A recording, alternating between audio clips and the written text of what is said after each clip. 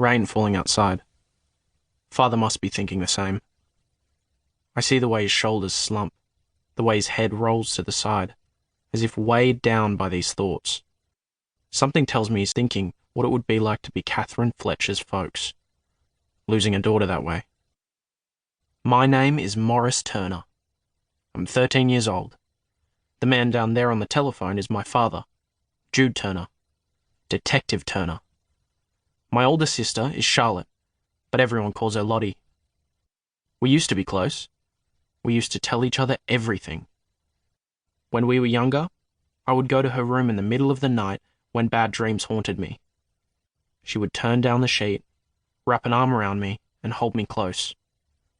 I'd feel her heart beating against my back, and my breathing would slow. My eyelids would droop and close. I can't remember ever feeling better than that, taken from fear to comfort so fast, the speed of it making the good feeling stronger. These days, she hardly talks to me. It's late. From my place on the landing of the stairs, I can see dust floating in the air above me and around me, lit by the warm glow of the lamp. It's pleasant, the way it moves, the way each speck shifts like a star making its way across the night sky, making constellations in the air, and then falling apart. Anyone keen on stars knows that at this time of year, Capricornus is highest in the middle of the evening, this time of year being late spring. Lottie told me Mother used to say you could see all of time in the stars. She said that in the sky, the same lights have shone down on every person who's ever lived. I wish I had the same memories of Mother, but I was too young.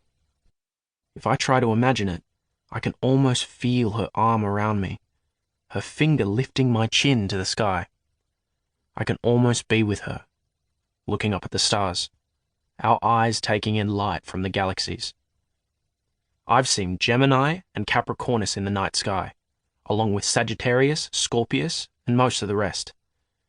We've got an old telescope on the balcony, and some nights, when I've done my chores and the clouds have blown out of the sky, Father will let me use it. We'll stand there for hours looking at Orion and Centaurus and Hydra, calling out the names of the stars we see, old names that feel strange on my tongue. Father says people called Capricornus the gate of the gods. When you run a line between the stars in the constellation, it makes a shape that looks like an opening.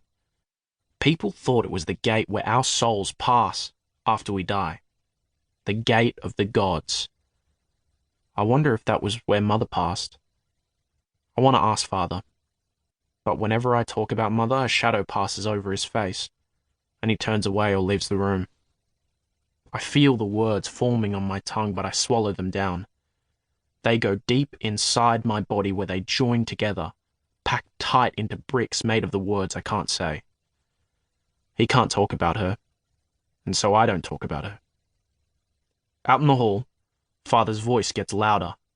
It's a storm cloud rising above me. One word is louder than all the others. It stays in the air, thunder rolling around the hall. Pregnant.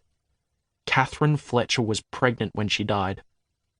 She was little more than a child herself, Father says on the telephone, and she was almost a mother. Father says goodbye and drops the handset on the base. He sighs and runs his fingers through his hair. I can see the outline of his nose, the places where it is broken and healed. A crooked line, a constellation all his own. His back is hunched. His shirt hangs loose around him. I know I should be back in my room. I know I should lift one leg after the other, lift them up step after step. I can't do it. This isn't like me. I want to know more. I want to know more about Catherine Fletcher. I want to know more about Gemini. Father told me wherever a star forms in a galaxy, a ring of gas and dust fills the space around it.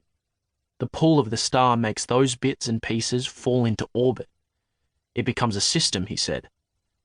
The system pulls toward the star, and, over time, the bits and pieces join together.